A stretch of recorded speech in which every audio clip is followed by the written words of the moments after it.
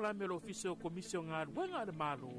Talofa ma le laufu fonga fia. O le sini au tuol fa le leo o nanga ina ia bave ma ato tono le fatinonga. Ma ia faya ma le laufu fonga fia. Ia fa atawa ina le fa le leo o nanga la tele. Ma ia fa malo sianga tau sile tangata fainga luenga uma le malo. Ai maise teime tau tuai mo le malu o le atunu. Ia mata ata ma fa alo. Ia fa atawa ina foi fina ngalo fa alia. Ale ma malu le atunu. E ala i pepa fisili ma le ngaru e fa atasiai. Ma le malu lau tele. O le nau ta inga. Ina ia tuina atu se au nanga ma le lau fonga fia. Ma le fa maoni. Le fa ma ia ina ai so se tasi o le ma malu le atunu. Ilona vave ma le lei ato otoa. Ma o nei swinga uma e a matamai ya oe. Fa ma ite swinga le lei. Talofa ma le lau fonga fia.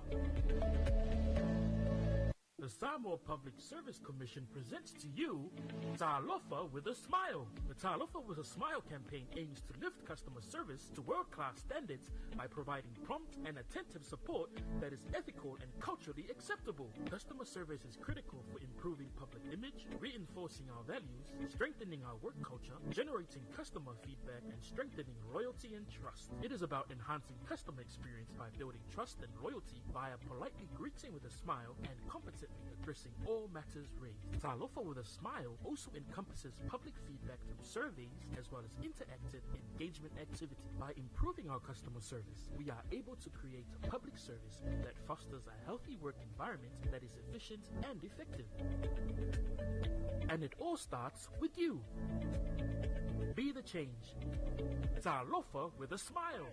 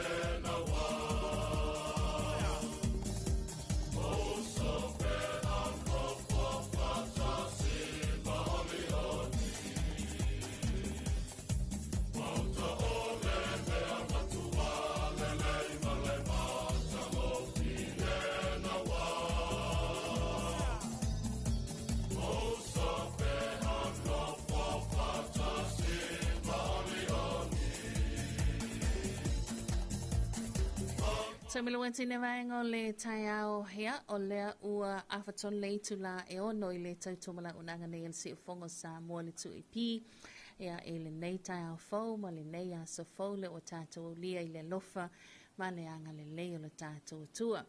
Lo tatou se mai lungo tatou poklame ta lofa lava Samoa i le nei taiao le asolulu asolua sulvalu nei il masino me lua afe lua se funu malima o le anganga i tumu le whaaloalo le tātou whaatalofa masani ea tomua le tātou whaafila i mo le tātou whaatalofa i le mamalu malpa ia la inga salivi e afio anga te tasi whaatuna pa ulia foi a wale tumalo na finagalo whaatalofa atu malo lava le soifo manuia ia so se kulisi whaafaifi au le tātou tunu a maisel whaafunga mai le tātou pa anga tunu mamau ia malo le soifo sopo i nei tai au o atul fa tātou whaafila i masani ia ele malu malpa ia nai mātua e tonu mauta malawa tonu so se mauta ngase ia mai se vole aia la mātua i mapu whangalele ia wha malo lava le soifo maua wha malo le langi mama i le nei fo i la vaenga o le tai au whatalo watu nei tātou pa anga Amerika Samoa ia nai a tātou uso le moto fianga malo le soifo manuia ala wha mai fo i le nei tau le asolua ia tautou ia mātou lea ua asolulu ia e pe ona iai le nei tai au le lei ma le matanga o fie ia pe foi fa talo fam toi fa filo ia tuai tatu pa anga umalava ia estatu to moto o toke lau ia good morning talo hani malo lava sui fo manuia o atu le tatu fa filo i mul tatu fa talo from malu mal pa ia lo tatu tunu na ia tatu tangata lo lala papa au ia eso staffa o le nei kilope fa malo le flau manuia vi ia le tua toi tai mai lo tu sui fo man manto wola nei tai au ia le ho tatu toi fe loai e sila mai o tilo atu ia i le tātou porklame mtātou whaasalauga pe o iai ia tātou tuipi Facebook page, tātou tuipi YouTube channel, o le tātou Sina Radio app, ia whaamalo lawa le whalau manuia, vi ia le atua, tātou toi whenua I foi, ia ilo mo nuu ai lo tua nuu, I lona lofa ma lona anga le lei. Tala tātou leina telo. O le wana tau pati mai tātou wala awa o le I o le tātou polkarami. Ia, tala tātou leina telefoni tātou whaasoa masari o tai au, talofa. Se fu manguia la wo fionga le fonga mo ko nias. Ia, malole, langi mamai lau fionga mau malole nei tai au? Ia, vi ia le ri. Mo mori whakalofa mai malole. Au aunga le pua papenga o ngor kaku ina. Mangai al pasoa, mangai al marosi. Mai le ukole. Pa marosi al paipe au. Kaku sairi le akua. Le ola pale ngam, ol sa ole sa o lei lava. Ma awane I mutsa lo whatotua. Ioi. Ia, momoli le angang ol whakai. Ia sanga whakumo le kua le uku whale angang ai ranga. Au aunga. Ia wale whaamarusi le aso I le aso. Ngongo mangu makakalu. Awase mangu ia ngu mafio am. Ia meisi si o kako malo. Ia vi ia le ri. Whamangu ia le kua. Ia aunga. Mai whalkua whapea ngo foialu. Whapea le afi anga o lo whapea ngā o ma. Whakingo ai si au maluenga. Ia, al whakaro ka masangi lawa. I ngō whapea ngai ngā. I seo mā kongu. Whai o ainga, ma maki whalkonu poi whali. La ingo sa kuala. La ingo mawaenga, la ingo kaulangi, la ingo palangilangi. Pola pui le ingo al whalkonu mo poi whali. Whakalo whakuvoi. I alo mo whangau o lo whapea ngā o ngā. Usua ia ku ngaluenga ma o ong. Ia ile anga le o le kua. Mau ole. E malo si ma le ole. Pui marukia lo ko wole au la vea il ka ko kua. Denga ka fo ileo ka mam ki ngā ma kua si o ma ko wapianga. Pea lava se pale asi. O lo whakonga mai le ngei kai au. Pa malo ma. O folo whaku mau malo le ngei kai au. O a fo ingi se au ma kua kuanga. Ia ile anga le o le kua. Ia ele ngaka fo ilea, ngai o kako paanga umalawa. Tunga ia mai, o lua, ia meise o kako ki ngā makua, ia meise au whaifale o loa, mai o lo usu apu I ngā luenga. Ia ele anga le lei, ma le aloko le akua e loko so pua, ma so mako. Whakalu whakula inga sa ngongu, le ngongu makua makamai ngongu. Ia, ia I pele anga le lei o le akua le ngai aso. Whakalu whakufo, le kako ofisa mamalu. Whape ngaunga. Fofo wapu. I se kai mi fo yo ngei aso. Ia wale. Kai korua ingo. Le au mal ngaluenga. Longo puya li. O le kako wala leo. Meo kukupu ma meo umanga kukupu ma meo fofo mainga kukupu. Ia. Ma mea ele kukupu. Ia. Ia ida anga le leo le kua. Ila ufionga o lo papenga. Ma kuri koe. Ngei waenga le kaiao. Tai. Maua lo finga ngalo. Maua so manga. Tai la. Ia wale upu fola ma le upu fasoa. I lungo le ea. Ia e kau kuai lo kako apungu. Ia le kako moko kau awe lawa. La wafionga. Le kau sala ngai kai au. La ufonga fia lava ma le maka-ak-ak. Peki, peleki. Ia la ufonga fia lava ma le maka-ak-ak. Ia kongo aiwa. Wo akusau. Whaaftai. Niu. Whaaftai tele mo le whaanoalo. Nang wakele lava le pisi. Ia e whekau aua popole. Awa walofa o fai atu I a wha so o mawa ai sole e se lua wha ale ko ngunga wha pea skoi ingo le mas e se e.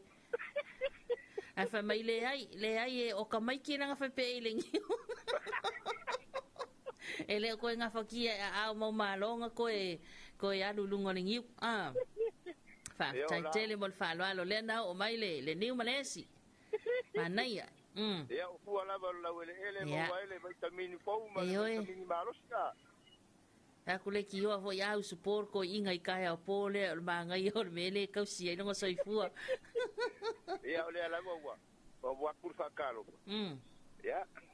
Mana po a por kai au ia le foi wa punga lau ki le fa susua. Ia ole foi la sa un foi fe au kai au mangu malu. Ia la. Ia. Au ko foi mo fai kau aso faleo. Ya, ol pakalo palea, ilingai bae ngol kaya mau. Mana ya? Mi ia le ni ka au ia ka ko ma fuka pe lungo le ala nga po i po wa ku ni si po yo. Ko ka ko ala leo. Fa tai tele lava mo malo mo lo sao ya ele tanto por klambi TALOFA Samoa ya ele nei tai fa manuia tele le tua nga luenga fo fanga fa yo le yaso. Ia fa pe nga po i la pionga. Fa tai lava ya soi foi ya. Ya, matala bantata le na telefoni luata si falo o ma luata si falo lua TALOFA te to nunga leina. O maui fo. Orko inga kuruku ya mga mio.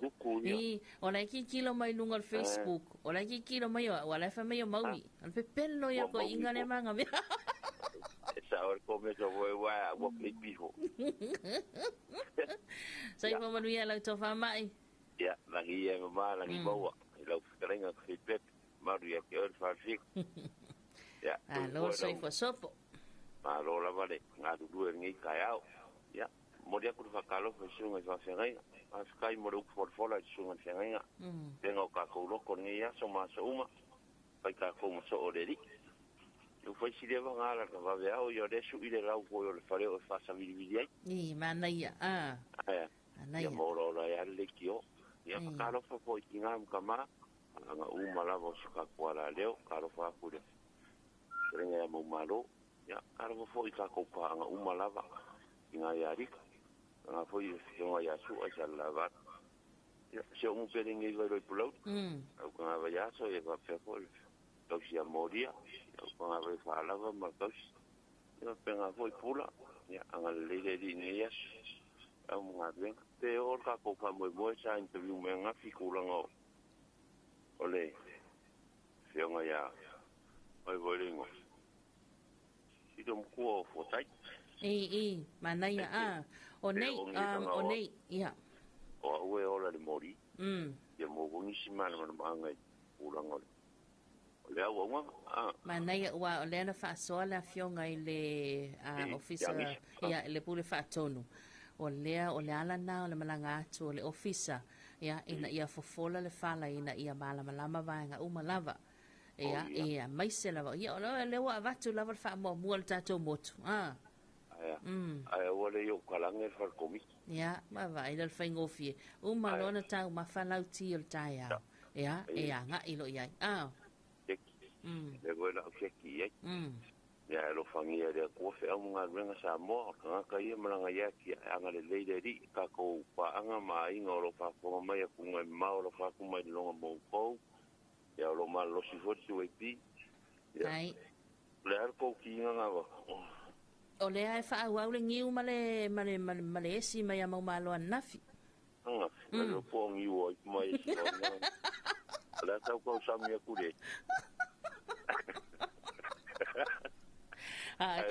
quiero le ese anima ai malpa wo ai malpa dole kamala nga mai se fude ngora ku gangwa ai nengi faku o ire faku ese ai malpa a fere isi nga fakasio fere ko nga isi au ka po isi sta o arka a fere ala nga sau ya fa so nga i wo de isi nga amo malo ki do ko ira solulu le vaya ya lo fa como malo fo ya lo ya le di ni ya so pepe tai tele lava la to fa mai tai fa mo fa dia nga ya malo so tai tele lava maduia tele ma o so fina ngalo ile tato seminana ya nga ya tuai le officer le pule fa ton ya fa kai mo po inga o paro ka sikere wanga kiaru kofi ya mo ya fo kapoi mai mai akula fa mole akula mai ko fuva de uma anga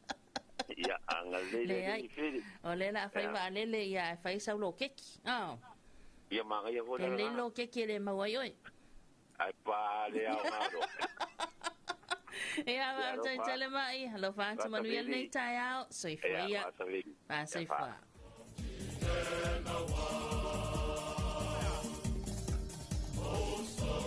Se multatu taimi le vaingal taya le oto se fulu fa minuta le tanta leo le itula e fitu ya olo tala bentata le na telefoni luata sifalo o ma luata sifalo lua e le tata buklami TALOFA Samoa multatu fa soma sani e pe ore ngai le nei vaingal le taya Toi whaatalofa atu ai, malo le aturu, atalofa atu le sunga ia whaatai a mosa, manuia te leo whaiwa le nei a sofou, lo mahuta mai misalato ia nai malipone Australia, ia whaatai tele lava lau sunga a mosa, anga leifo ilia li i lau sunga malfatua male ainga ele nei tae au.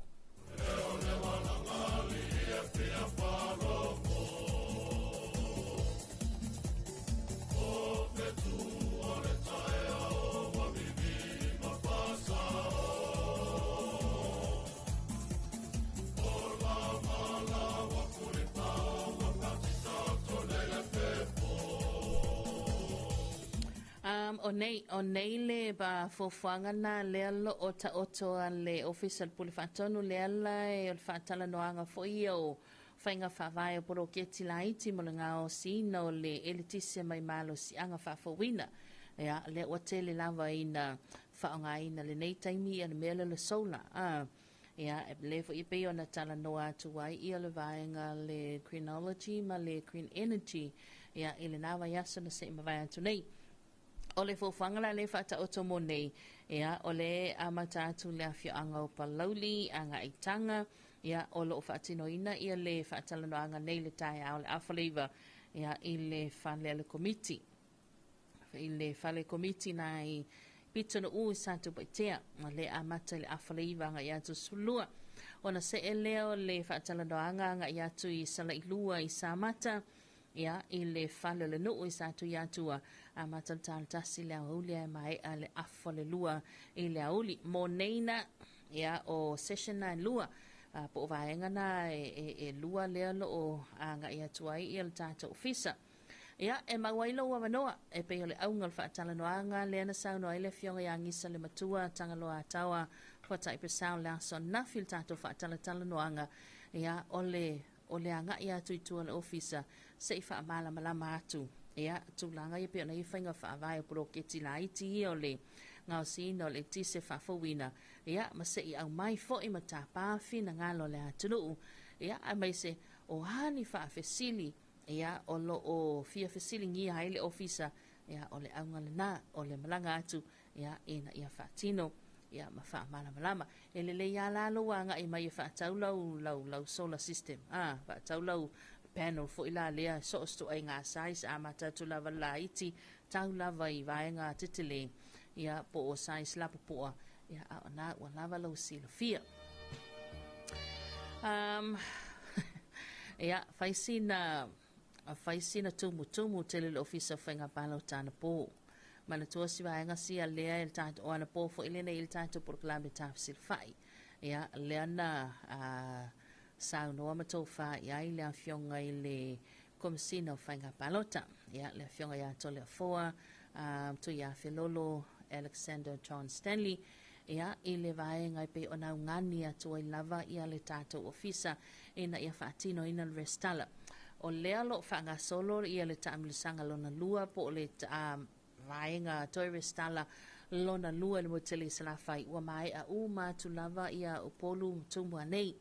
Ia o le ala il motele se la fai ia ele o toe po se lilo tulanga pe ona ta oto ai ia le tato parliamene le aso nafi ia le ala ua sila fia lo tangata le o le avave mai luma stein le tato whainga palota ia ola se tumu ana nafi ia ele leilava o le vaenga na pe ona tatalo toi pe al tato official komise whainga palota ina ia e anga i mai ele leilava le whaatea ia ai manu o le maul taimi ia wale tatalo le tato ofisa i le iwa le tai au fata ata poni le tal valu le po mai se foi lau whainga aluenga i le ai se taimi o le ao e anga i mai ai ia e whaila restala fata ata poni le tato ofisa le tal valu le po ia mai le asonga fua i le aso fraile ia ai tatala foi me la stonai mai le iwa le tai au le wha i le afiafi ai mo tele la vai se la fai ia nalo ta amilo atu tato teams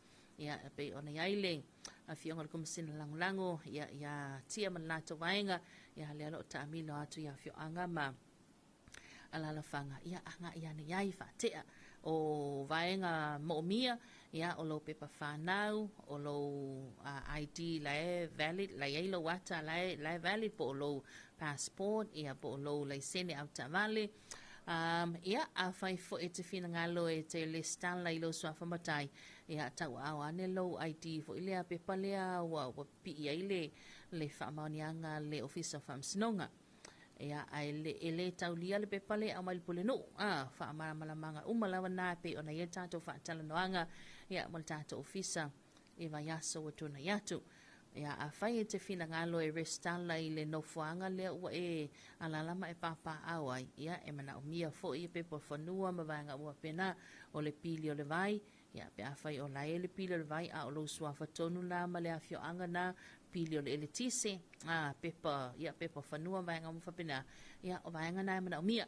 E le leia la ta pena uma. Fa maile si vanga lele. Kau ai umai ko kongo le ako. E le leia le su e ange alai ai ko kongo.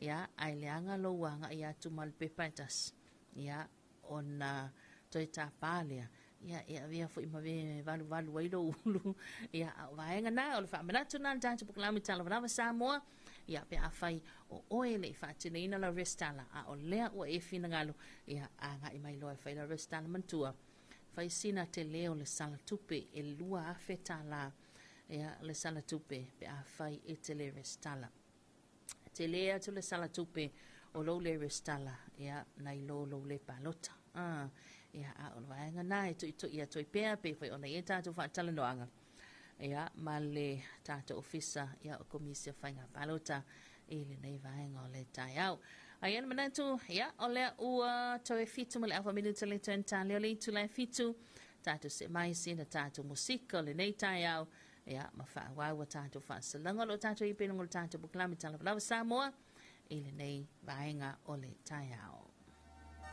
Pa vivia talo we besa nei le 5 stars. Hello again.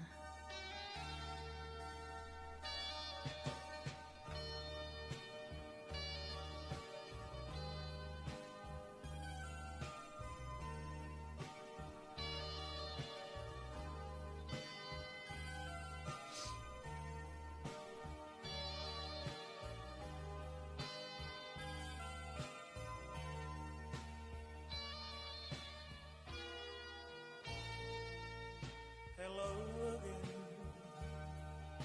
It's good to be here next to you once more. Now I know I cannot live this lonely life without you. Maybe I was blind, but now I see the light.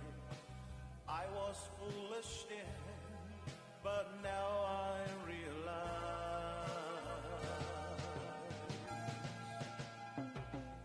'Cause loving you was all I had in mind.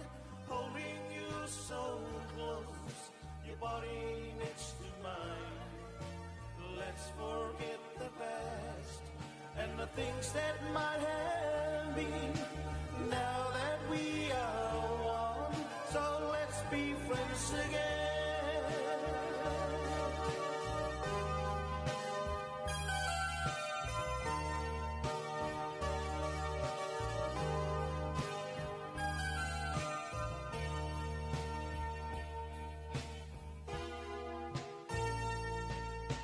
Baby, I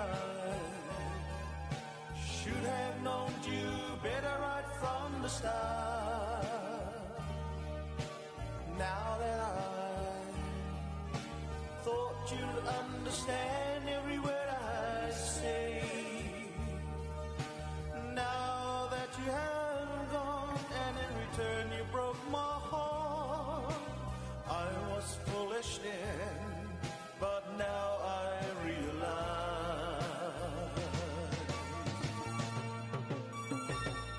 'Cause loving you was all I had in mind.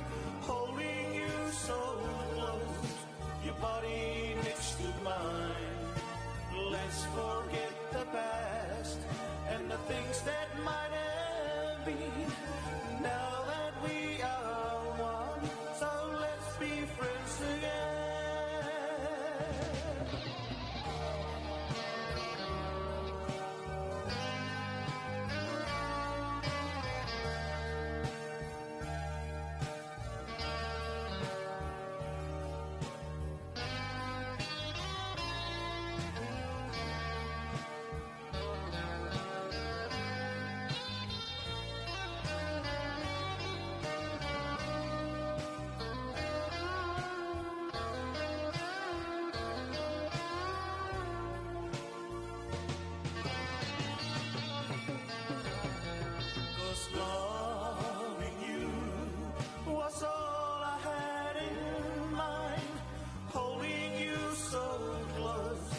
your body next to mine.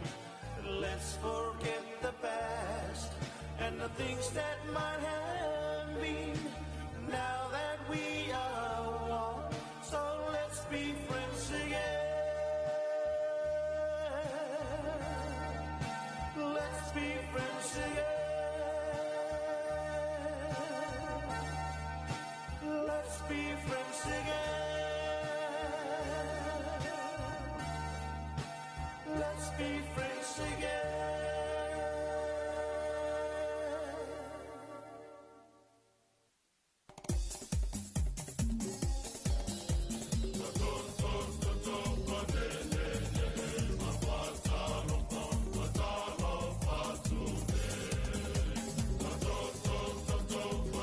Taimilua tine vaenga o le taia o le o toi 2 minuta le turn ta lea o le tula e fitu i le tautomala unangal si fongo sa mol tu ipi ia whaatalo vātulu malu le tātou tunu i lātou nailo o mafuta mai lunga le tātou live i le nei taia o whaatalo vātu. Good morning from Otahuhu, Auckland, New Zealand.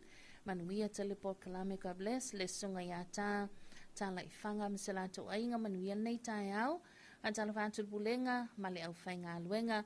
Ia ale fale loa whaatoanga i lato lana umalawa i nai vaitele.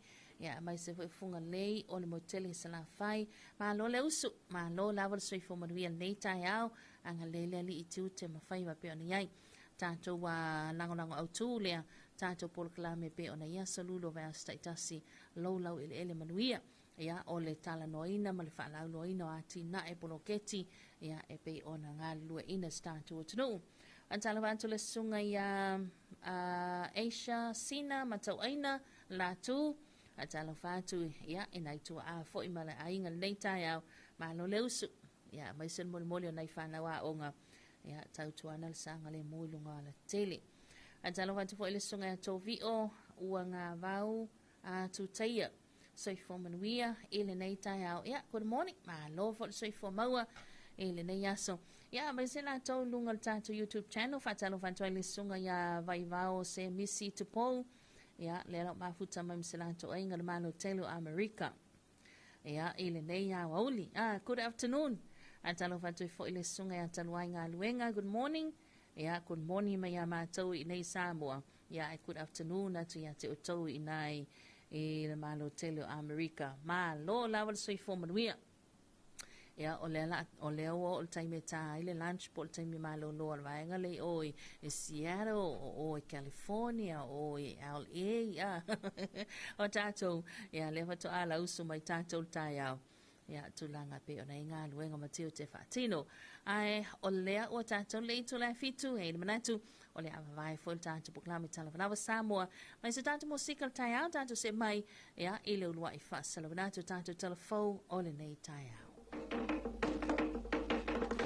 Whaafafonga i talafo wale si ufafonga o Samoa le 2AP i lunga o anala leo 5 fase fulu amo wha mo tasi o fitu tesi male wha iwa tasi tesi male tasi male wha mo iwa lua tesi male tasi ma lunga o le Sino app ma i moa i ai i lunga o le 2AP Facebook page male ala ate ale malo le TV iwa le si ufafonga o Samoa le 2AP.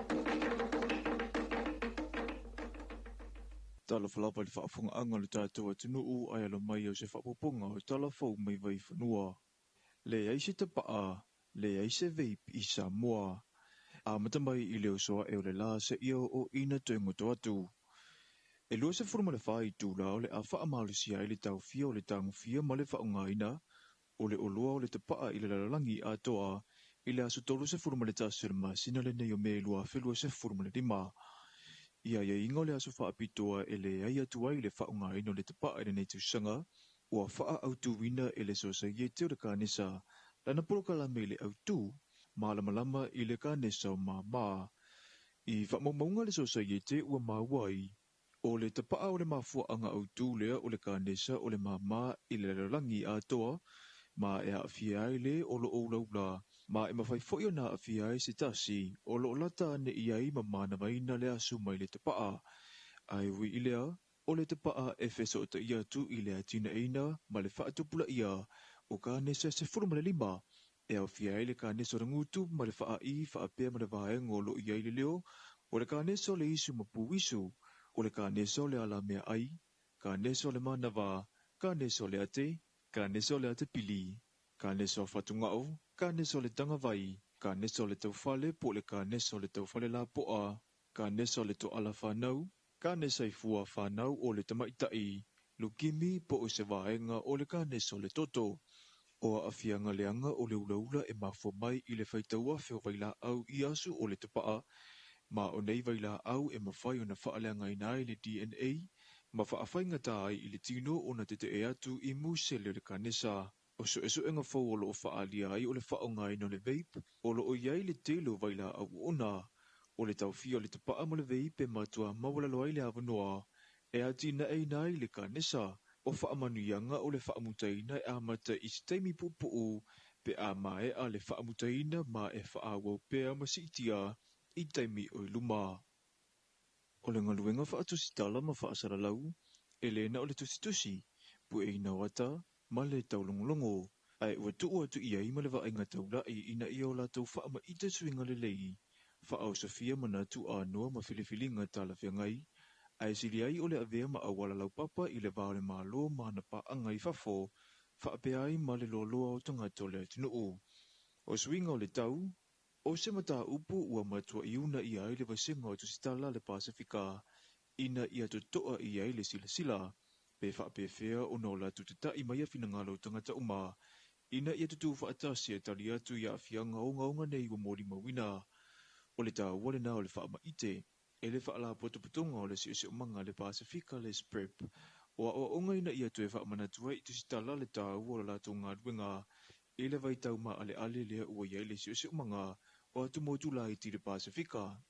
E whapena o na tamu whai e fsosoani, ia e watu I whafole whe au lea, e mana o mia le tātou ngā lulu e whaatasi, e whapena o na e whaafo ia le tūlanga o lo iai nei le tele o lui tau, ia ma tele o whaafita au i o lo whengai mana I o tātou tangata, mai se o tātou watunu I le swinga o le tau, e le o pofu se li lo sa whai fo I le whaatasinga a le SPREP, ia ma le JOAS, po le asosio Tala Samoa I le tausanga wa te nei, le na ele tātou mawhtanga I le tūlanga whai leo swinga o le tau, ma le fsoswani e tau mawhai, e fais e fause au wala lau papa, ia whemalama ia I le vale o le ngangana o lo whaongane, ia waile e faisi whainga tā o le ngangana, e tele o na whaonga ina e ngaluenga o lo whai nei, o le mele e se le tā huai, o ngaluenga tusitala ma le au whaasala lau, ia tamu whai e sa ili, ia se tō whaamani upu foi, e mawhai o na momoli e toile whe au,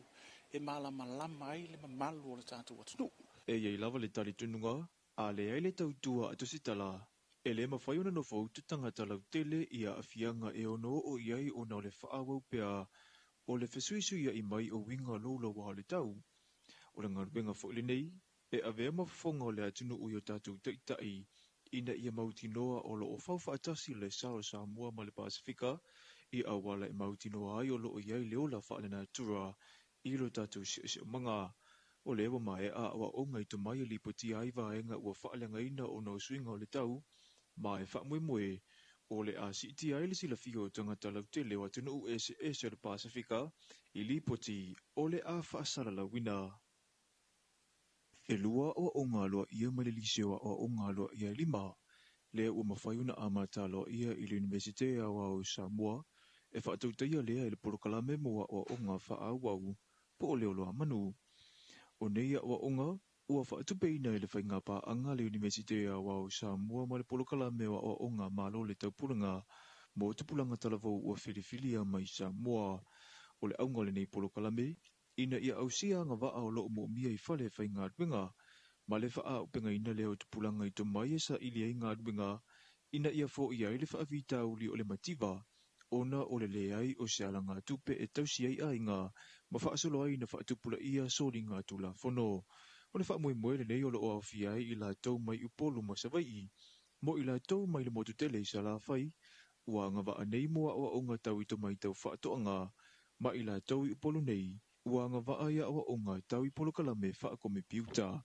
E ta sira vai aso e whaatauta iai nei a o ngā e tusa ma le pepo whaamatalanga mai leo loa manu, e amata mai i le tula iwa i le tai au, se ia o atu i le tula tasi le awauli. I talama le Pasifika, o Solomona le wali potia le tio whaavau maloa New Zealand le whaia ai o petoloa leo, e tausa ili le na ia whaao o leo ti i se tasu tina i le atunu u. Wa ta ua ili poti, e whaapeo le tina le nei ua whaia i aini winga mātanga, mai uai i na whasiotia i le asolulu o le vaiaso taluai, e le o talia ngofie e le toolua o le nei tina le tala whaanoanoa i le whaafita auli wa tula i mai, taluai e matua i le titi tele si o la alo lea e le te amale susu, ai o lea ua whano le soifua o le tina, ua pala au le matanga winga o leo leo a Solomona i le mamalu o le tunuu, ina ia tuatu whaamatalanga, pe a whaia se la fia e seisi, le na whaia le asoli ngā tula whono, ma le nofuanga e mawai leo leo. Wa tātou tala whauna mo le nei vaenga le aso man mea tele fuanga me seo lava singa o whenga iei mai seo tātou atunu u, tō whasoifua. Whaafafonga i talafo wale si ufafonga o Samoa le 2AP, i lunga o anala leo 5 fase fulu amo, wha mo tasi o fitu tesi ma le wha, iwa tasi tesi ma le tasi, ma le wha mo iwa lua tesi ma le tasi, ma lunga o le Sino app, ma i moa i ai i lunga o le 2AP Facebook page, ma le ala ate ale malo o le TV iwa, le si ufafonga o Samoa le 2AP. Ia, ole nau whaafonga tātou tunu ui leo lua i whaasalawina tala nau tātou talafau le nei tai au pei o nā tāpaneina tu whaatasia. Ia, mawhonga ina e le sunga ia matou aina isa ako e le nei vaenga le tai au. Whaafonga lana tui whaasalawina pe atali tu la valu i le tai au nei. Ia, ona maulea suna whaapoponga fo i la wauli e tātou whaasalunga. Ai, o lea o 10 minuta te nele tu la fitu le nei tai au tui whaatalawhatu ma lo le usu. Ia, tele la tau lea lo o mafuta mai lunga tātou live, whaatalo whātu le sunga ia tō vio, ia uanga vau tūtaia, ma lo lawal soi whaumaruia. A talo whātu le sunga ia sua siaki, a maiko siaki, msala tō wa ainga, ia na ia tātou paanga ia lea lo mafuta mai e nai Christchurch New Zealand. A talo whātu le whatoia e seta, selela, simi pule, soi whaumaruia, nei tai au whaumaruia, tele nei aso e seta. Talofa le sunga ya Tamara Mikaele, talofa good morning, ya ile nei tai au, ma lo le usu va tai le tu o tatou lia mai le nei aso fou, le a fo i eva atu, ile polo kalame, e matango fia le nei tai au, manuia tele tiu te mga aluenga o whianga iai, ya fa tai Tamara, anga leile li i tiu te mga aluenga o nei aso. Talofa toi fo ile sunga ya Tapuala, fo lima tau tofi, ya so i fo manuia le nei tai au, alo whātu i tātou paanga uma ma le ala leo manuia fo i le ala whaiva o le atunu o nei aso manuia le tiu te whātu i tele ia i lau a sunga Tapuala. A talo whātu i fo i le sunga a Ferretti msila to ainga ia le lo mafuta mai i nai Honolulu. Ma lo lawa soi fo manuia a talo whātu nei tai ama lo leusu.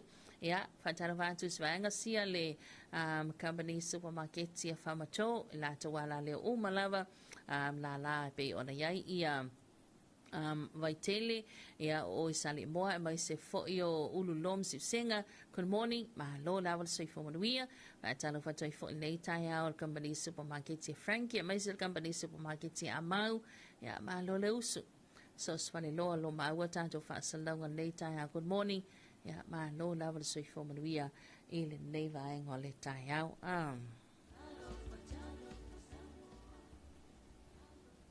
ia whawhira e fwoi ma whaatara whantātou porkala me ia i le siwaenga sia sa ngā lulu e mai le poa na poe o mai le nei taima le tai au ia awa lea sa e tau whama o tātou whai malo longa ia o lea lawa sa whaatino tiu te mawhaiwa siwaenga sia ia anga ia tula ia i maota malawa lava le leile malo lo whai sina tau singa wha malu kofu ia wa talana o le matutua mai malo wa ia i fora la ia le ale kofu ia sauro le ia le koe whawela mai le lau tau maftanga le ntu ia sauro la ia moe le aso ako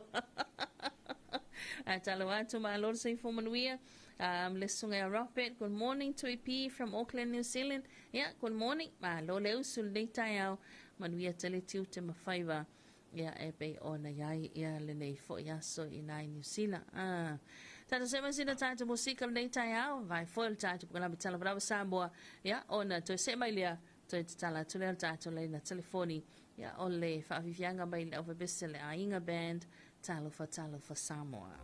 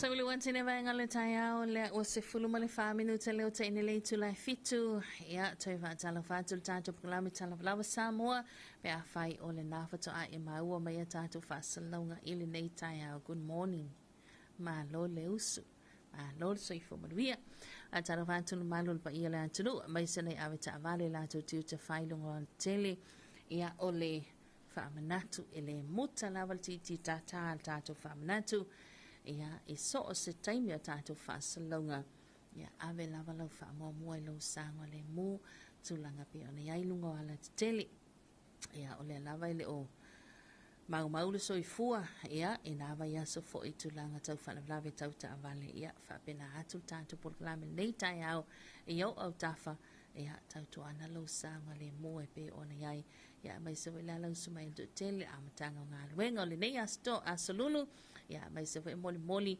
ia o nai whanai ala tau whana ongal pito la awa nai mātua ia mai la tau nai kolosi mana tua so se kolosi lava leo ua mātua ia I tātou patu tele lava ia ima laina sasama laina papae ia o le tūlanga nai pe ona ia ili wha manatu a tātou musika nei tai au ia I le sanga le mu o se tātou watunu ia mai se lava oe sefe lau mea tau tino le ai ma se me pole ai ia o le aso le selenga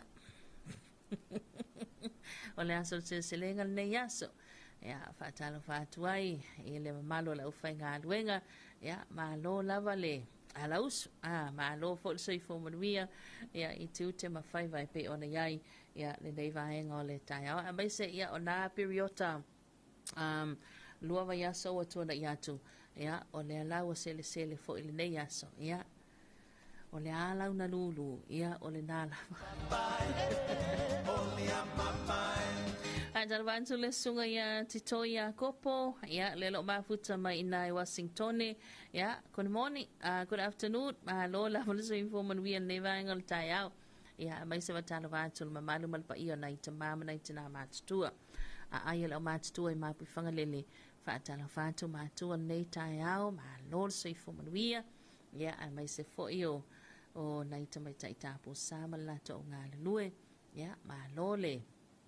Ala usu fo nei tai au, whaatalo wātu i le te mawhai whi au mā lolo, ia le sunga ia Reverend ai solim se lato ainga nei tai au, ia soifo manuia rev, mā lo lava le soifua, ia whaaftei tele whaafua mai, whaatalo wātu le whaltua ia haltua malolo ia ane wele ia masalato ainga foi nai vai teleuta ia good morning mama malo la wala soi foman we nei tai au ataro fatu foi tina matua ia lita ia masalato ainga nai vai mea lo na tatu ba tamai aso tu mo masalato ainga nai muteli sala fai ia sunga ia lua ia mai se foi o nonu ia o le tamai aso ia maleusa ya moria ya to tele nei tato paanga atana vatu sunga whawhenga ia pasta tavita samia ia man mamalu sanata ufainga luenga anga ia tu malava alele faleolo mo tiute mawhaiva ia manuia tele tiute mga luenga o le nei tau ia to tau atana vatu fo ile sunga ya Isaia ia vaenga ia lealo o whaafonga mai, masiano whalitua nei tai au, good morning. Ma lol so ifo manuia tu te mawhaiva. Au pasi aku a mawhekau ingai male chipa ka kale o isa ia sole. Ana, pewa maua lunga whaapera kikilo ia isa ia. Good morning. Manuia tu te mawhaiva. Ia e pei ona ia nei vaenga le tai au. Stasi wo leo tātou ia na ia tātou paanga tātou au ngā lulua pe ona iai mātou nei, le iti o ma TV, ea, whaamalo lawa le soifo manuia nei tai au, sunga ia kopo, marwhanatua ia lote, ea, manuia tele tiu te mawhaiva. Tātou se mai sin tātou musika, ea, o lea ua, o nei fo tai au tātou potla me male sunga ia vaunga, ea, male tausala ia Wanita, ea, tātou company le Asco Motors, ia anga e mai foi fa la wiloa tulanga pe ona tato fa la wiloa ia mali tato company le Asco Motors tuli te tau mai tato vasalanga le afle tu la valu ia mole por calamina ia mai lipa ma Wanita le tai au tato se mas tato fa vivianga le o tabe mai ma to tasi mantelena swa whisper in the morning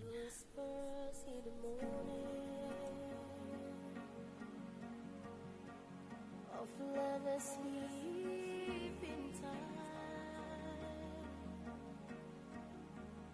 rolling by like thunder now. As I look in your eyes, I hold on to your old body and feel it move you near.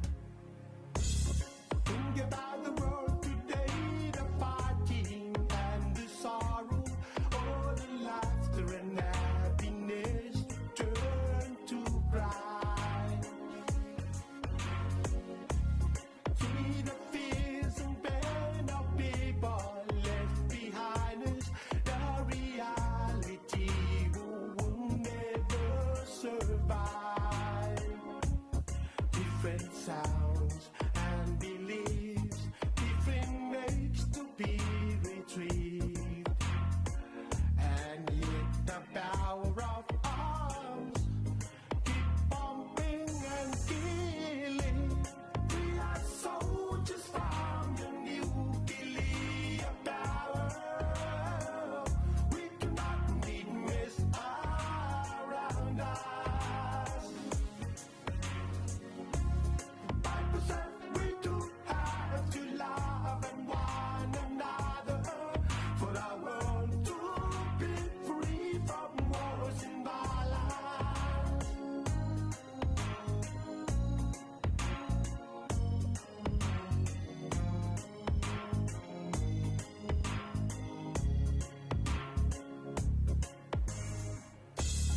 Innocent people lost their families and their loved ones due to fighting. It's been told their sleep at ease.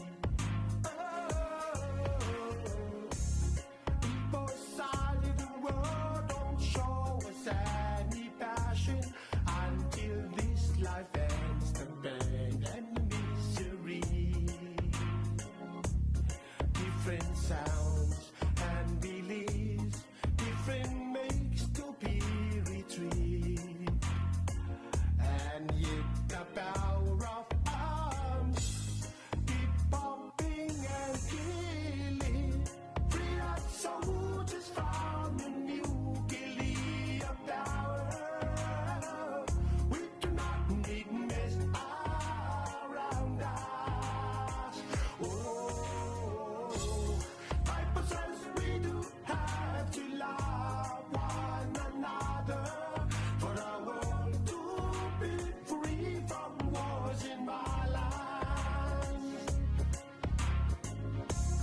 We are soldiers from the nuclear power for our world to be free from wars and violence.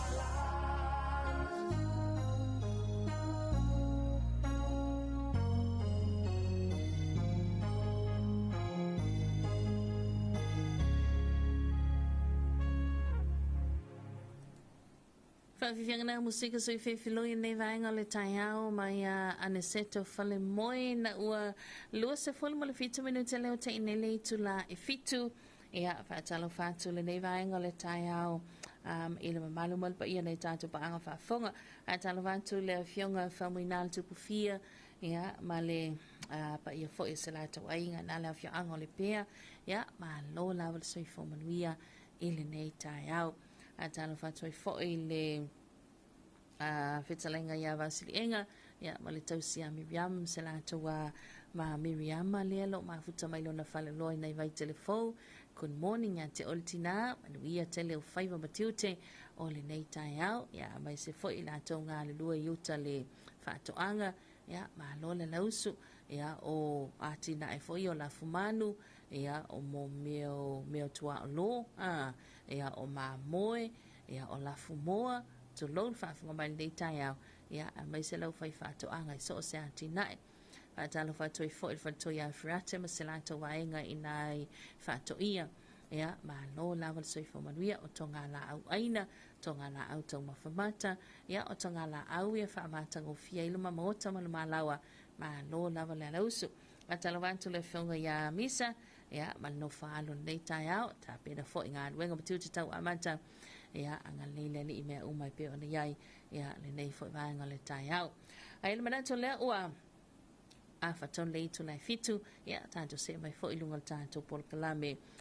o le Terina stop 10 ia e pe ona ia le neva ngal tai au ai se itu ina tu vantalo fale fatalo fantu le sunga rape le lo mafuta mai au kilani New Zealand manu ia ngal tai au ia e le tātou whainga ruenga whaftai whapena fo i manu ia tele o whaiva ia e le nei fo ia so le sunga ia tonga whau lawa fia lii ia so i fo manu ia ia le lo mafuta tu i nei Brisbane i Australia ua whaisina malulu yes o lea mātou tiltilo atul tala tau i nāl tau atunuu ia tau tuana fo ilo tau saunga le mu whamai ia polo inga o le matutua ia isiana whanau le masengau i o whamai whaile le lava le se awal fia kama Australia fai le lava fai le ia tautuana fo ilo to soifua ina turu ia ona fisu ia il tala le tau ia e pe le ma to vo ia so ko e malulu ma to i pol me le ia ai taluai o le ua afarfitu tanto se mai lunga tanto por klambel e terina stop 10 a talo fatwa i terina ia ina yalo mfana wa onga uma lava tanto tunu na wa usu ia o onga to e tasil vayaso lon lima nei vayaso lo le amata suenga inisi o le media exam ia vayaso tu atu amata suenga inisi ia o le tulanga na pe nei le lau tele na fanga sono vai of ina revisions ia potoi fa manatu ia mai silpasi mata upule sawa oina ile kwata mo mua vayaso fa ia o le nei kwata lona lua and as I say mali interview stop 10 ia fa fi anto of best le meiona ia ma vai timunga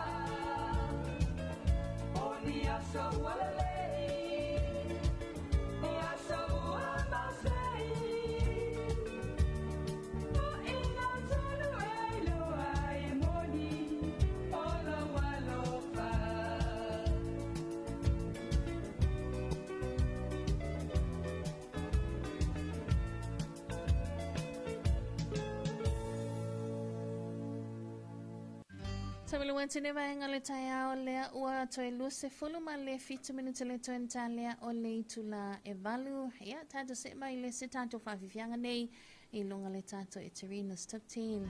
Awi bese le puni ala va a Samoa Fealofani.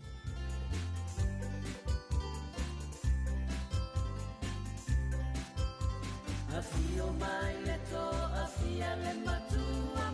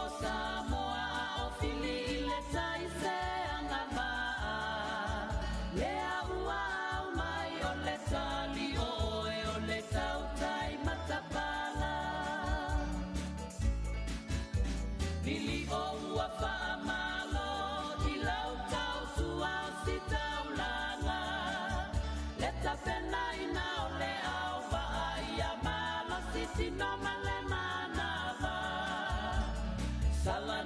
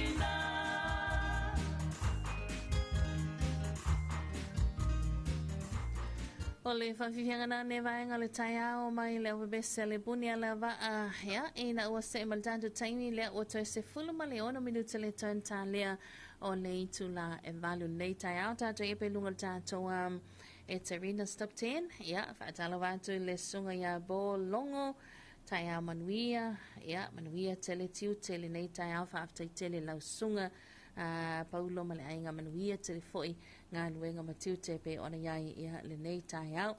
A me se lātou nā ua alau sumai e ngā luenga ia lātou e amatal tāna walu pe ona ili telo nisa company ma businessi. Ia mai se whala po tupunga tuma o tele malo to tele lātou e amatal tāna iwa pe ona ili telo mtanga luenga ma ofisa le malo. Ia whaatala wātu malo lausu pai fu ina upoloka o ilunga lala tele. Ia ona sai awane i mana ia fa malo sil tatu fai lotu nei tai au ia tatu visili lama masaili me uma ile tua ia matu mau pelo fa tu ile tua o le fa manatu ia tatu proklame TALOFA Samoa mau pelo to vai ia lava pelo ona sai Pajalo watoi foi na ia li imta mai tai malo lunga le tele la tu te fai ia awala val fa so soi na le lei mai fa malanga ingo le nganga ia e tau no manuia lo fa le fai nga luenga ia tali lau malo le tai au inu au fala au le na ta ue ta tu telefon tu langa pe ona ilinga singa sil kanesa ia o lo o tato ia foi le nei vai tau le fa manatuina ia male fa maluina foi o le te atu ia a mai se la fo e society kanesa ia pe ona ta o ta tu telefon o le ta se tu ai ngase kanesa ia mai la vai lunga tu mua ia o la vai tamta mai vai tu lo le tai au mai le fa fonga mai ia o tele ina ia afianga a o te e malosi ia ele tang mafa tapa Well, ben tanto musika lungol tanto e Tarina Stop 10 ne vaenga le tai au fa besa le ni follow mai fale lima e le moteli sala fai au ai te fa ala fia mai ta pena fia mai a nga e fia mai a mata fia la waso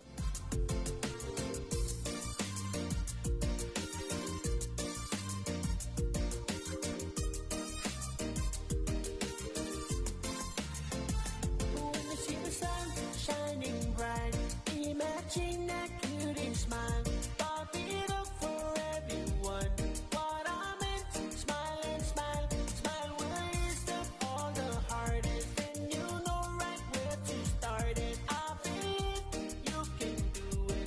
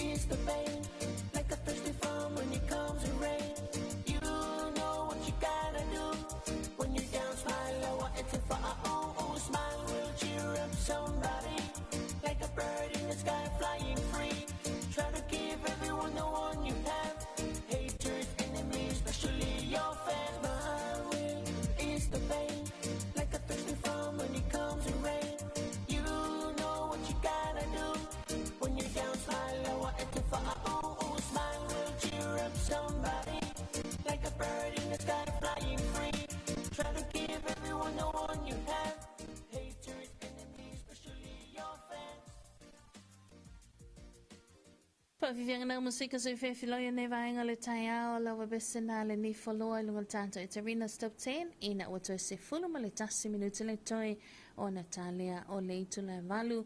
Ia le se tātou whawhiwhianga ma le webesea le 5 stars Love and Passion.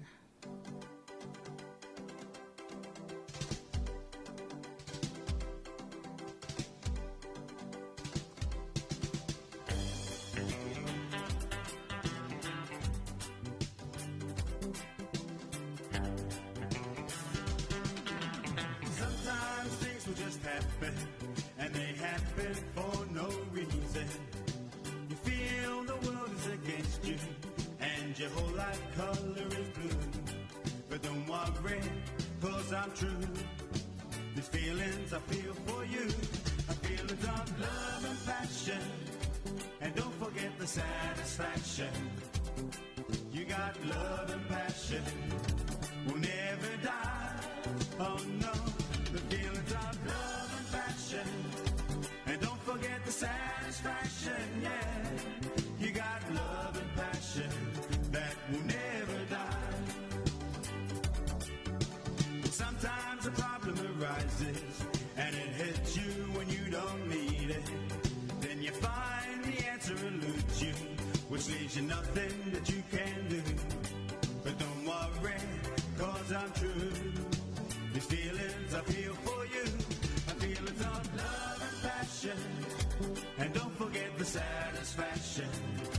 Oh, you got love and passion that will never die. Oh no, the feelings of love and passion. And don't forget the satisfaction, yeah.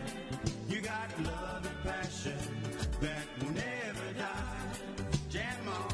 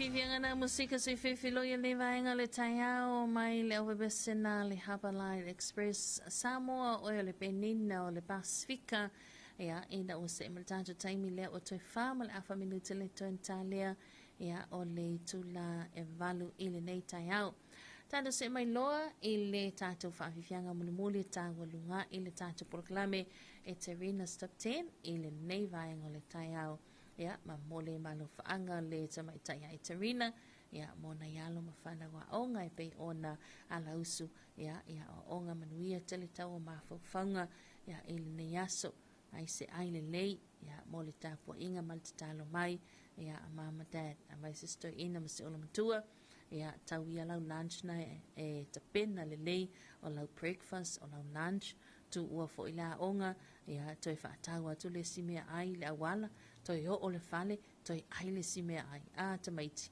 ya anga lele li imanuia tele o onga ya ole neva enga le taiao tata se mai lon tato fa vifianga mulimuli ya e tawa lunga le tato e Terina's Top 10 se fa ia fo ile afali tu le fitu ta o mua toi mau se si fa poponga le tato e Terina's Top 10 mai al tato fa vifianga nei mai le beste le vaiva mai sale longa no tele sala fai ya ona tato se mai lo lea ile toi fa sala wina tu tato telefone le nei taiao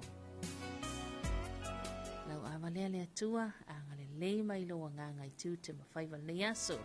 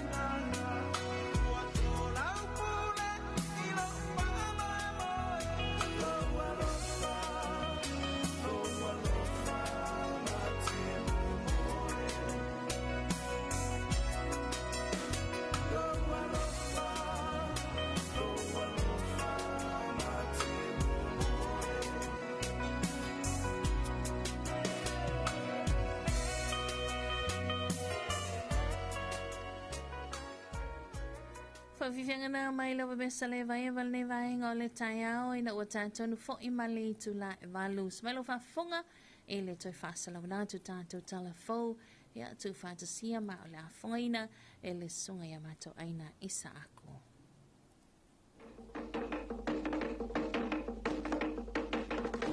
Whaafafonga I TALOFA le siufafonga o Samoa le 2AP I lunga o ana la leo 5 fase fulu amo wha mo tasi o fitu tesi ma le wha iwa tasi tesi ma le tasi ma le wha mo iwa lua tesi ma le tasi ma lunga o le Sino app ma I moa iai I lunga o le 2AP Facebook page ma le ala ata le malo le TV iwa le siufafonga o Samoa le 2AP. Talofa lapa le whaafunga anga le tātou atunuu ai alo mai au se whaapoponga o talofa mai vai whanua. Le aise te paa, le aise veip I Samoa. A matamai I leo soa e o le la se ia o ina toingo to atu. E lua se furuma le whai tū lao le a wha amalusia I le tau fia o le tangu fia ma le whaunga ina o le olua o le te paa I le lalalangi a toa I le aso tolu se furuma le tasir ma sina le nei o me lua whelua se furuma le lima. Ia ingo le aso whaapitoa e le ai atua I le whaunga ino le te paa I le nei tausanga, ua wha autu wina e le sosa ie teo le kānesa, lana poroka la me le autu, malamalama I le kānesa o mā.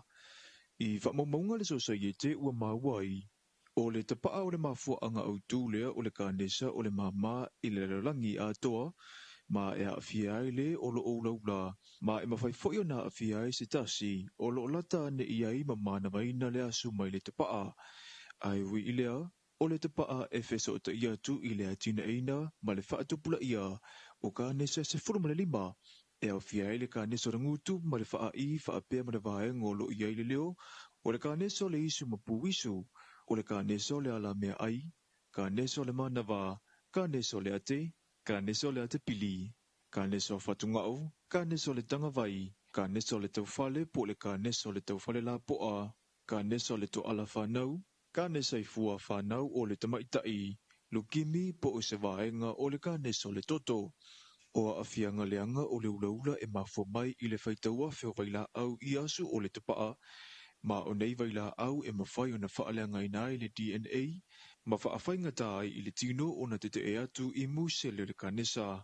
O so eso enga fau o lo o whaalia ai o le whaonga ino le vape, o lo o iai le telo vaila au ona, o le tauwhia o le tapaa mo le vape e matua mawala loai le avanoa, e ati na e nai le kanesa, o whaamanuianga o le whaamutaina e amata I steimi pupu pe a mae a le whaamutaina ma e whaawau pea masitia I taimi o luma. O le ngaluenga whaatusitala ma whaasaralau, e le na o le tusitusi, pu e ina wata, ma le taulongolongo, ai ua tuu atu ia ima le vaenga taula I ina ia o la tau whaama I te suinga le lei, whaau Sofia manatu a noa ma filifilinga tala whiangai, ai sili ai o le avea ma awala lau papa I le vāle mālo ma na pa angai whafo, whaapea ai ma le loloa o tangata o le atinuu. O suinga o le tau, o se mata upu ua matua iuna I ai le vasenga o tusitala le Pasifika, ina ia totoa I ai le sila, pe whaapewhea o no la tutata I mai a finangalo tangata uma, ina ia tutu whaatasi e tali atu ia whianga o ngaunga nei o mori mawina. O le tau wale na o le whaama ite, e le whaala potoputonga o le si manga le Pasifika le SPREP, o a onga ina ia tue whaamanatua I tusitala le tau o la tunga duenga, e le vai tau ma ale lea ua iai le si manga, o atu motu la I le Pasifika. E whapena o na tamu whai e fsosoani, ia e watu I whafole whe au lea, e mana o mia le tātou ngā lulu e whaatasi. E whapena o na e whaafo ia le tūlanga o lo ia I nei le tele o lo I tau, ia ma tele o whaafita au ia lo whengai mana I o tātou tangata, ma ise o tātou watunu I le swinga o le tau. E le o pofu se li lo sa whai fo I le whaatasinga a le SPREP, ia ma le JOAS, po le asocio Tala Samoa I le tausanga wa te nei, le na ele tātou maftanga I le tūlanga whai leo swinga o le tau, ma le fsoswani e tau mawhai, e fause au wala lau papa, ia whemala malama ia I le vale o le ngangana o lo whaonga nei, ia waile e whaisi whainga tā o le ngangana, e tele o na whaonga ina e ngā luenga o lo whai nei, o le mele e se le tā huai, o ngā luenga to stala ma le au whaasala lau, ia tamawhai e sa ili ia se tofa mani upu foi e mawhai ona momoli e toile feau e malama ai le mamalu o le tātou atunu. E iei lava le tali tununga, a le ai le tautua atusitala, e le mawhai ona no fau tutangata lau tele ia afianga e ono o iai ona o le whaawau pea o le fesuisu ia i mai o winga loula wa le tau. O le ngaruenga fo le nei, e avea mafonga o le atunu o yo tātou taitai, ina ia mautinoa o lo o faufa atasi le sao Samoa ma le Pasifika, i awala e mautinoa ai o lo o iai leola wha le natura, i lo tātou si o manga. O le ewa mai a awa o ngai to mai li poti aiva enga ua wha le ngaina o no swinga o le tau, ma e wha mwe o le a si iti ai le sila fio tangata lau te leo atunu u e se le Pasifika, i li poti o le a wha asala la wina. E lua o onga loa ia malilisio o onga loa ia lima, lea ua mawhaiuna a matalo ia i le Universitea o Samoa, e whaatautia lea i le porokalame moa o onga whaawau, po o leo loa manu. O neia o onga, ua whaatupeina i le whainga pa anga le Universitea o Samoa ma le porokalame o onga malo le taupulanga, mo tupulanga talavou ua whirifilia mai Samoa, o le aunga le nei porokalame, ina ia ausia nga waa o loo mo mia i whale whai ngā ruenga, ma le wha au penga ina leo te pulanga i to mai e sa ili ai ngā ruenga, ina ia fo ia i le wha avita uli o le mativa, ona o le leai o se ala ngā tupe e tausi ai ai ngā, ma wha asolo ai na wha atupula ia soli ngā tula whono, o le wha moe le nei o lo o awhi ai i la tau mai upolu ma savai, mo i la tau mai le motu tele i sa la whai, ua nga waa nei mua o ngā tau i to mai tau wha atoanga, ma i la tau i upolu nei, ua nga waa ia awa o ngā tau i polokalame wha kome piuta. E ta sira vai aso e wha tauta iai nei awa o ngā e tusa ma le pepo wha amatalanga mai leo loa manu, e amata mai i le tula e vai le tai au, se ia o atu i le tula e tasi le awa uli. I talama le Pasifika, o Solomona le awa lipotia le ti o wha awa maloa New Zealand le whai ai o petoloa leo leo, e tausa ili le na ia wha o leo ti i se tasio tina i le atunuu. Ua ta ua ili poti, e whaapeo le tina le nei ua whaia i aini winga mātanga, mai uai ina whasio tia i le asolulu o le vaiaso taluai. E le o talia ngō fie e le toolua o le nei tina le tala whaanoa noa i le whaafita auli watula i mai. Taluai e matua i le titi tele si o la alo lea e le te amale susu, ai o lea ua whano le soifua o le tina, ua wala au le matanga winga o leo leo a Solomona i le mamalu o le atunuu, ina ia tuatu wha amatalanga, pe a whaia se la fia e se isi, le na whaia le asoli ngā tula whono, ma le nofuanga e mawai leo leo. Wa tātou tala whauna mo le nei vaenga le aso man me tele fua whanga me seo lava si ngā whianga iai mai seo tātou atunu u, tau wha soifua. Whaafafonga i talafo o le siufafonga o Samoa le 2AP i lunga o anala leo 5 fase fulu amo, wha mo tasi o fitu tesi ma le wha, iwa tasi tesi ma le tasi, ma le wha mo iwa lua tesi ma le tasi, ma lunga o le Sino app, ma i moa i ai i lunga o le 2AP Facebook page, ma le ala ate ale malo o le TV iwa, le siufafonga o Samoa le 2AP. Ia, o le nau whaafonga le tātou atunu ui a tātou tawa whauna, toi whaasalawina atu nei vaenga o le tai au mai le sunga mātou aina i sa ako, ia, e te sila fia i le telo vaenga pe ona lipo tia, ia, o mea lo tutupu tonu le tātou atunu. Mai sena i talana mai le neitu langi al Pasifika le tumotu Solomona, ia, le pe ona whai ua toi a tātou talafou o le nei tai au whaafonga, ia, sona whapoponga tāna sifunu malua i le ahuli le so. Se maltado taimi le o se fulu minuta te enele itu la valu nei tai au, toi whaatala vātu ma lo le usu, ea ma lo fo ile wha malu simai, e la tau na ua amatalia ngā luenga matute, ea ma lo lava o le wha manatu, ea po ua ino wha la au, o tali lau ma lua le tai au, ai fo inisio la tau waso le aso le nei, ea ma lo lava le tau mawhai ma lo le sa ili, ai a whanwalu tau nei tātou proklame ia ma le tātou a kampania le Askamotus a tala whatua le sunga ia lipa vaonga ia ma sa nātou kampani ma le au whainga luenga ia ma lo lava le usu ma lo folsoi fomaruia e le nei vaenga o le tai au. Mai ang tātou whawhiwhianga nei, tātou se mai, ia tāna tulele tātou leina telefoni mo tātou whaamanianga soi formas whanau, o lea so lua solvalu nei il masino me, ia ono o masan ia il afravalu, ia a o le ia ia tātou porkalame il afravalu, le lawa me i mai luma tātou whaamanianga, o aso soi formas whanau, whatalo whanzul te mai aso tumua, ia masalanto ainga lea ua, mafutamal nei tai au good morning, ma lol soi formanuia, whawhiwhian te lawa bese nei ale kode na liis, masese.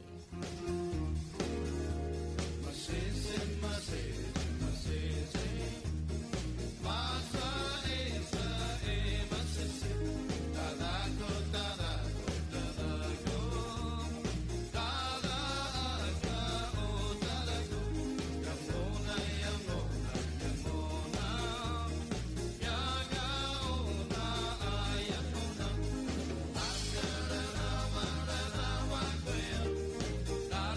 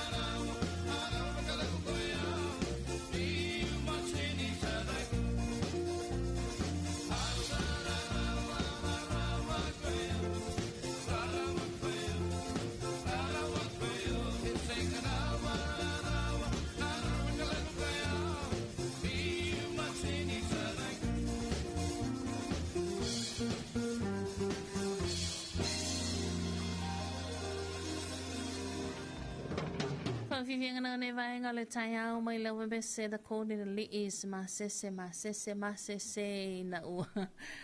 Se furufitu minuta leo te ine li tula valu i le nei tai au. Whaatalo whatu i le awhiango ia e malo, mai se walo sa ia tav. Ia, ma leo whainga aluenga i ina le ofisa le LTA. Malo atu i fo i le sunga antema msala atua malifale tua. Ia, ia fuea, mai se fo i le lausul nei tai au. Good morning, malo na wala soi fo manuia. Ia, e le nei tai au. Whaatalo whatu tina ia vailoa. Ia, mai se fo i o le lato fale o tiulu ina inofa alii. Malo na wala soi fo manuia nei tai au. Talo whatu sunga onsi, msalato company, nali Jen Sam, mata utu malifa malato lala uma, ya malo le usul nei tai au, lo la wala soi fo manuia.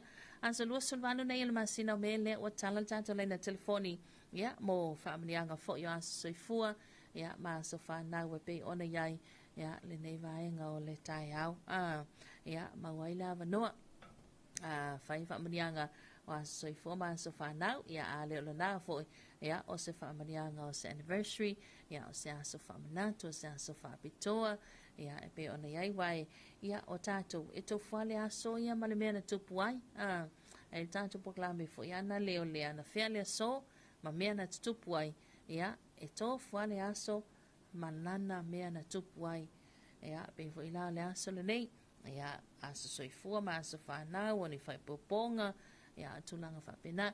Tai whatara watu swaenga se mafuta mai antino mamau.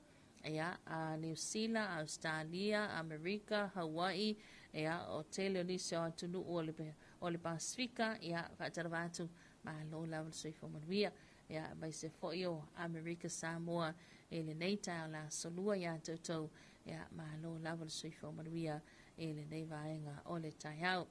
Whamanuia atua ile atoanga o le tasita usanga o le awhine ia Sinave, Ayalupo, ia Filipo. Whamanuia tele lava le atua, ia wa atoa le ulua i tausanga o le pele, alo whaanga, mai a pā mana, alo whaanga whasisili, ia mo ma ua o ma tua, mama dad. Ia lofa tele mo oe, ma le mātatalo le alii, ia whaamanuia oi la whine lo wala tupu ai, ia ma ia maua nesi tau sanga stele mo lo langa tātou te maftai. Manuia lo waso whanau sinave, ia happy birthday, le a mai lawa nai o mātua wha autustu sia, ia mo lo waso whanau, ia le na, o nei whanau, o nei mātua, ia o nei wo, manuia tele, ia o to waso soifua, ma o tō wasa whanau, ia, e le nei vaenga o tai au. Bese whapito atu, ia, le awe bese nei a le sunga ia whanana Jerome Gray, mo asa soi fomas whanau, e le nei tai au, e na ua lua sulu minuti te ne leitu la valu, ia, ma tātou musika a whanavalu, Paul Kalame, company le Asco Motors.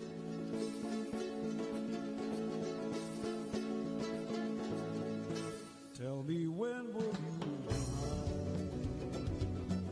Tell me Cuando. Let us share your love divine. Please don't make me wait again. And every moment's a day, and every day seems a lifetime. Let me show you the way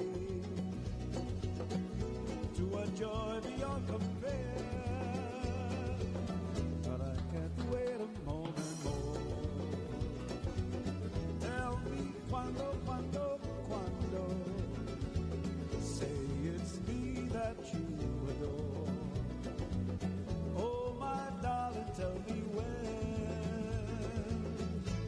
will you say yes to me?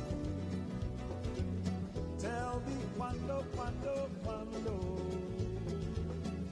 You bring happiness to me. Tell me when, and every moment's a day, every day seems a lifetime. Let me show you the way to a joy beyond compare. I can't wait a moment more. Tell me when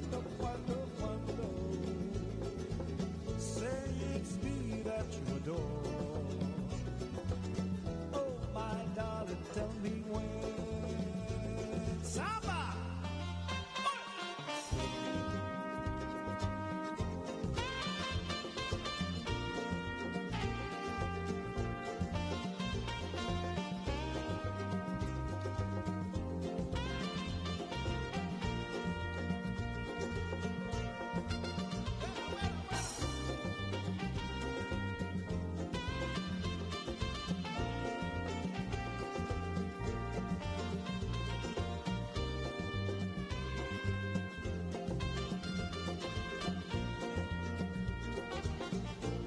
Every moment's a day, and every day seems a lifetime.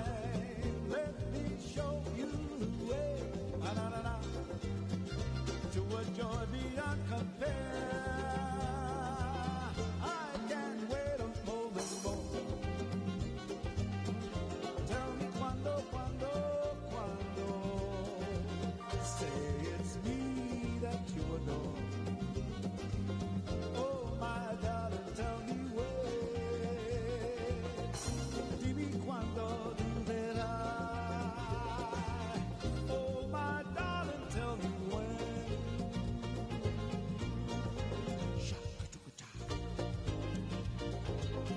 Ukulele.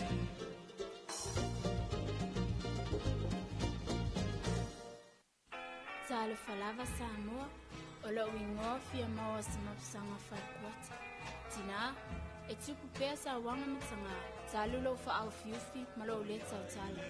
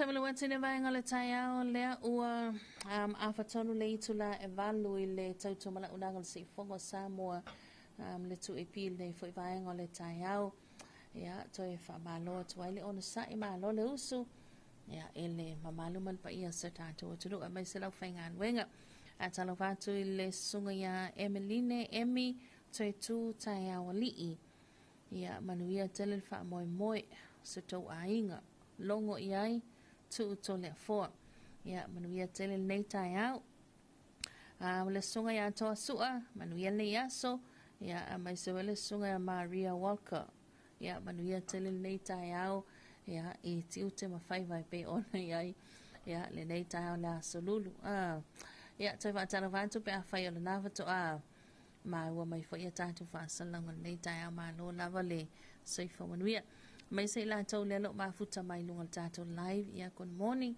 a tala vatu le vaenga le taiao ia ma lo lava le soifa maua a tala vatu ai fo I le tamaya noai ia masala tu ainga ia fa tala fo I le uso ia sue ia masala tu ainga mutele sila fai ma lo lava le usu a tala vatu le tamaya loto mai se fo I o le tinaya vi ia male ainga ina mai se wale ina ia whangapovi ina ia la fua a tala vatu le uso ia leu ia mai se fo I o sila tau whainga wenga le official tiute ia ma lo lava le soifo manuia I le nei vaenga le taiao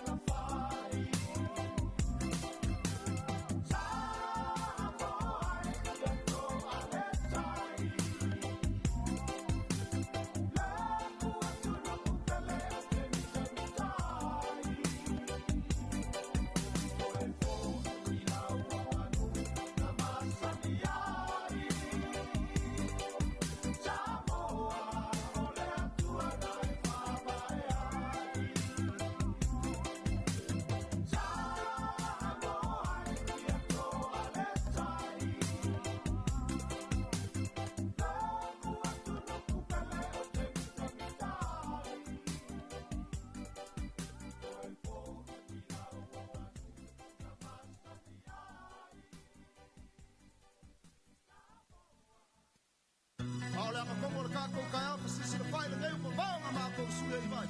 A papa le lupe ma lupe o o le a fasa so. Wa usila wa le fasa so. Kulai se Samoa e la uala na upu. E mama e le taba e yona fulu. E avantu ai se vantu anga. Tau fi maulau anga nuu. A tau nuu ni malo.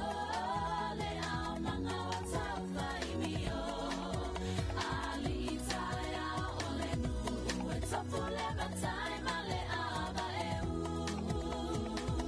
Sanga ia nei. Le teina tau sela. Vale le tomai. I le palunga le ava. O ngai o inga ia mataina. Awale vanei sasi o lima. A vai ua usi. Le tufava na se pasoaina.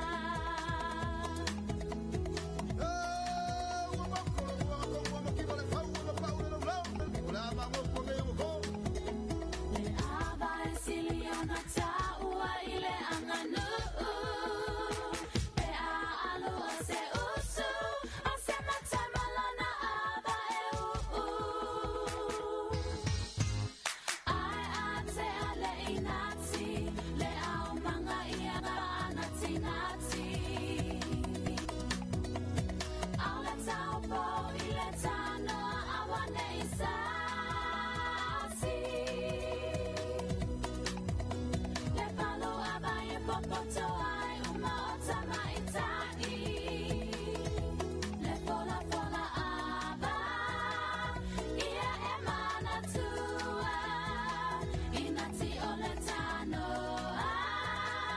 Ia te amo mua. O oi o le na atasi. Papea male lupesina. O ava o ipu. E ipu ipu ia o fetalainga. Samoa e la ualanga upu. E mama e le taba e yona funa. E avantu ai se Ia, mātou te whiwhia fo i e whatala whātu ma au whala whātu ma whawhero i atu i le mai mo mai ma le whawhonga mai e tātou o tunu le whoi waenga o tātou whasalaunga. Ia, le whaua ma whero i ma le sui o le tātou kambari Tavale, kambari ana Esco Motors. Ia, e pei o le masa nei fo i e tātou taradoanga ma porkalame whanga solo i vai o staitasi le aua mawatasi ma le whionga ia waoga, vai fo le pulenga. Ia, ma le kamaria le Esco Moto. Ma lor soi fua manuia vaonga, lo fo i le langi mama, nei asu fau, ma nei tai au fau. Mai se fo i te Filipepe, whatala whatu i paanga tato kompani, le mamalu tato o tunu o mo mai tato whasi silanga nei tai au. Ma lor soi fua manuia lau li lei, tato o lia manuia fo nei aso le anga le lei o le tua. Doi, o kako laa le vai aso munmuro ni masinga. Ia o ia ngai ilu matalu talu e pe whameira, ma kuam ko inga. Ia o le fo kako whatau muava. Ia wafo le whamu moe la tau ia o le onsu kou kausanga, e ringa mai kausanga o kere hoi kausanga o kako ese mawhainga fo ia le wari esa polenga kako iaso ia. E ringa te ilea toi o na iaso ia o na awhalole o tausanga. Al masina o na rima ia tatou tu vai. E wale anga li lei o le tu. O le pe ia nga umakirisi masi afa markausanga. Vaso. O la stala mai va o ngal tatou ngal nga foi de fa fo ka ko fale i ia malo fa ka ko nga sama ko ia malo fa fo se ia vol fesili ala tau fai pe tali tu la fa fo se fa na tinati e de kero ia vai nga la ka muka mo e fa pe on fa malu lu to i pa ngal tatou company o lo fai ba o lo se se ana el tatou showroom le termine sa vala lo fa ba pe tatou ngalu nga renovation a fa le leia le to fa fo linga le fali o le fa mo le ia ale au kuso se te mai el ngalu e ona sa lai la ia to fo ia le tatou a una nga tu langa masan a o la o tatou ofisa ia o se o se le to no le tatou a pale tu o le plaza tatou karatsa na il container na ia le ofisa o sales o isi uma tatou ofisa o i vai mea i fonga lei na o ia le saini na na ye na tato vaenga le administration finance ia o le panel ia o parts pa tato pa ta vale mama ta vale na mo u mai na o tato service le tu mau ai tu o tato fale le sa vala to la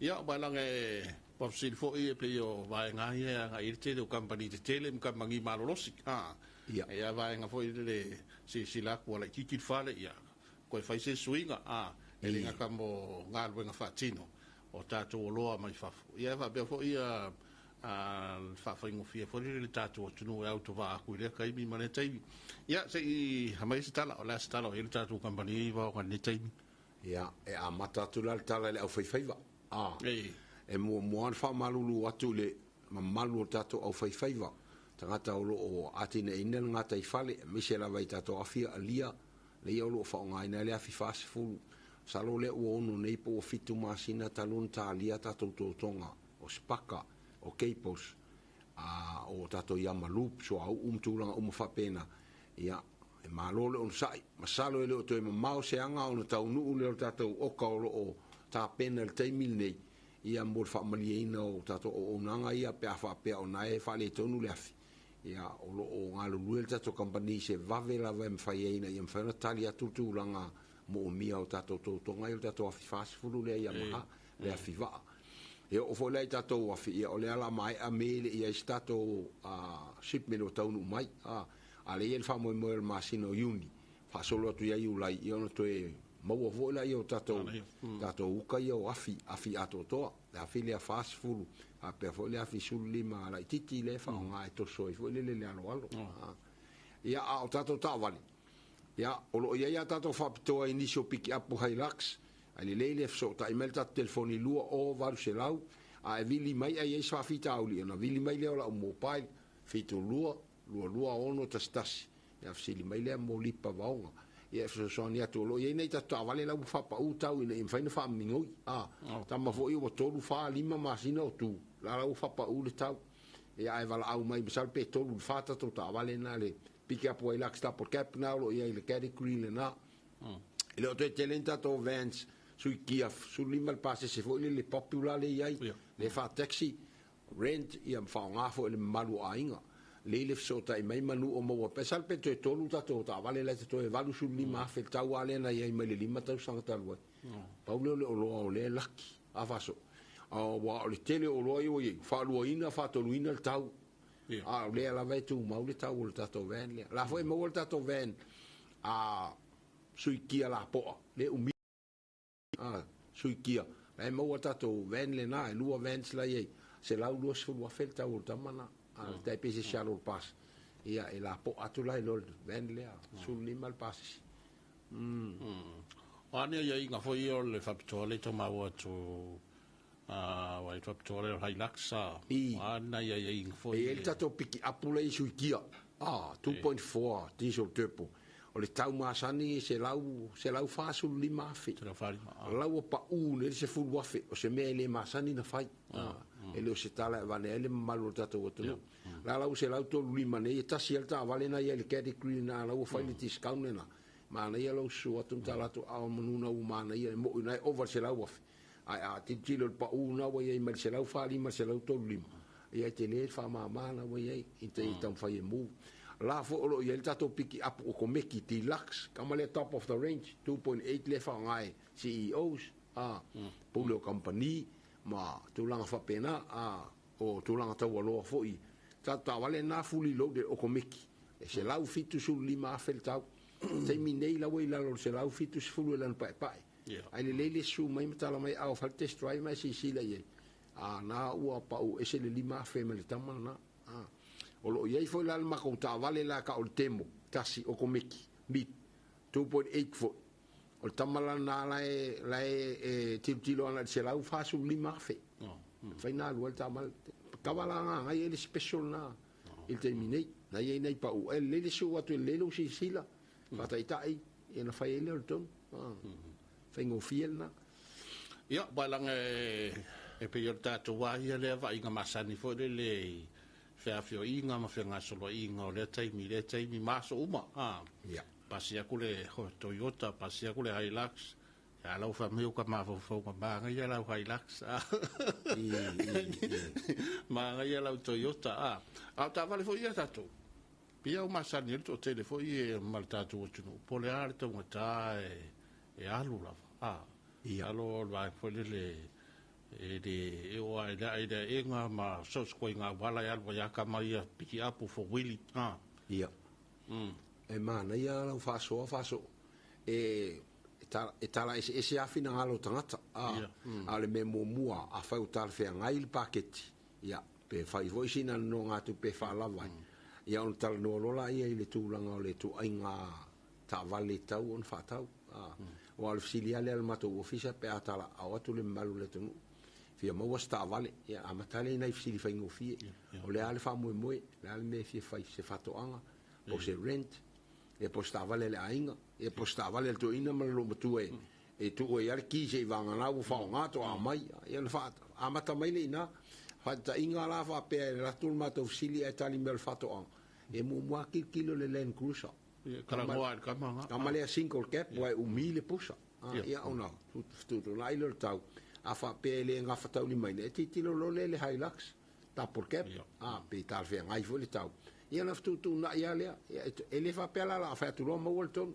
e to fo le malo le tu tu na i munia va ai le tau le tu pel paketi to ti kilo le awala wa ese un mafio angama awala ngalue ia wala foi la ia le tau awala ngalue na fa il malo ia e fa ka tu la va se vai ia ona le fatale e fo fuala ia le tu la ngal fatau ila ital fe ngai le 4-wheel drive tu nga ta vale mal mele fa nga me sha ya no fo nga fo nga e so ata e nga wa pe ala fo ya isi fo i pala lusi fo le ona ma fatino ya ona vivili le pe fa penale nga al tu la nga ya i pe wa tele vave tele tu la nga tato acquisition por fa nga ino model phone ia ta tele fa ya tu te wa sala le ngana pe mai fo infina ngalo le mali lio le tunu pe fo le ava ya tu le silta vale le sin pe la fa si tau vang le me sa wa ya tal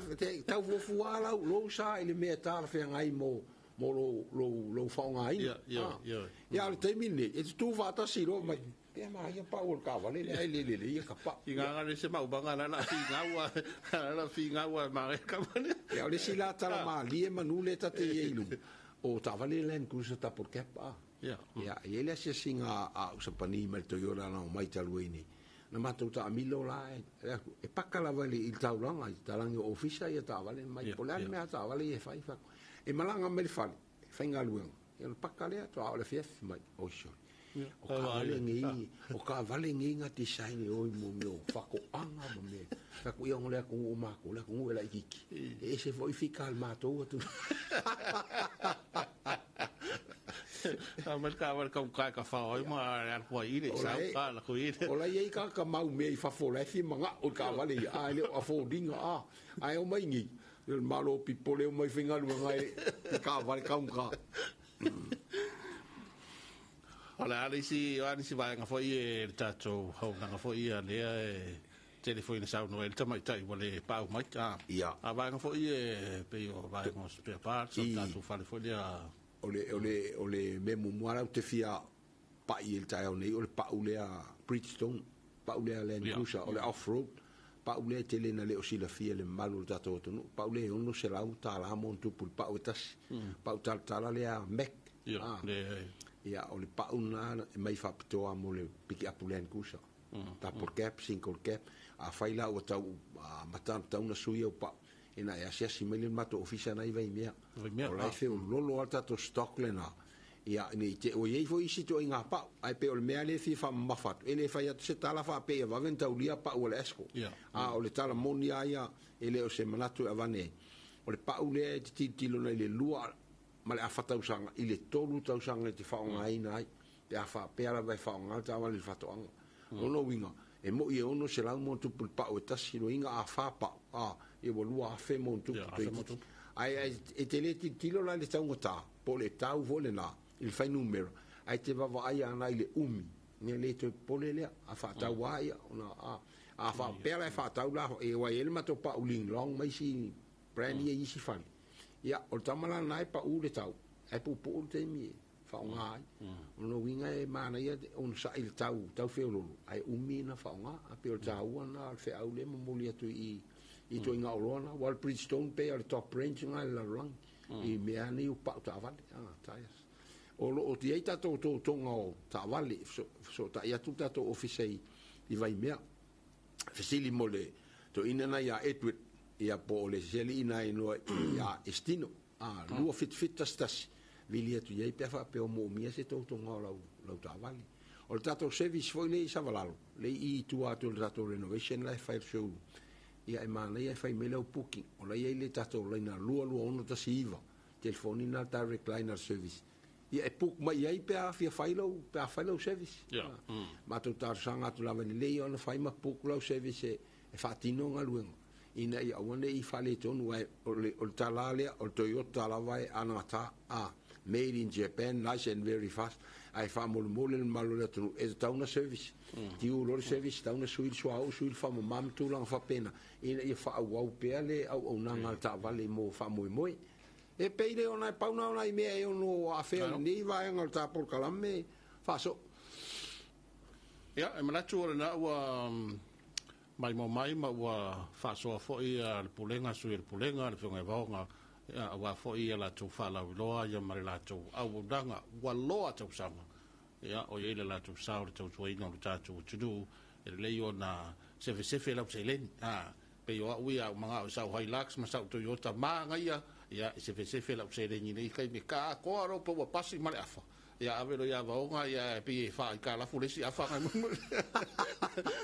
ai mana o tato por kala mena la mo se isi amo do i le fo fa o fo i tra no ngam vai con esco al mai na tato tunu pon wi tele la sanga tiu te manga wenga o le afenga i le so tai lava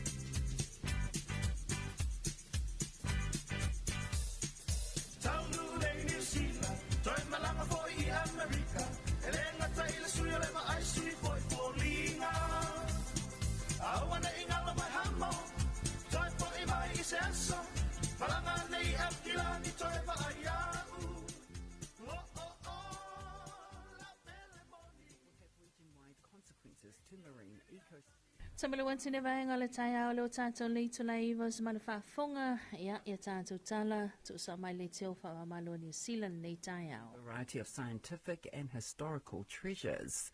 The protected zones encompass various US-owned territories, including Johnston Atoll near Hawaii. After months of politicking and 2 failed votes of no confidence, Samoa is heading to the polls. Samoa's Prime Minister Fiamia Naomi Mata'afa has led a minority government since being ousted from her former Fast Party in January. She finally conceded defeat on the floor of Parliament yesterday after MPs from both the opposition Human Rights Protection Party and Fiame's former Fast Party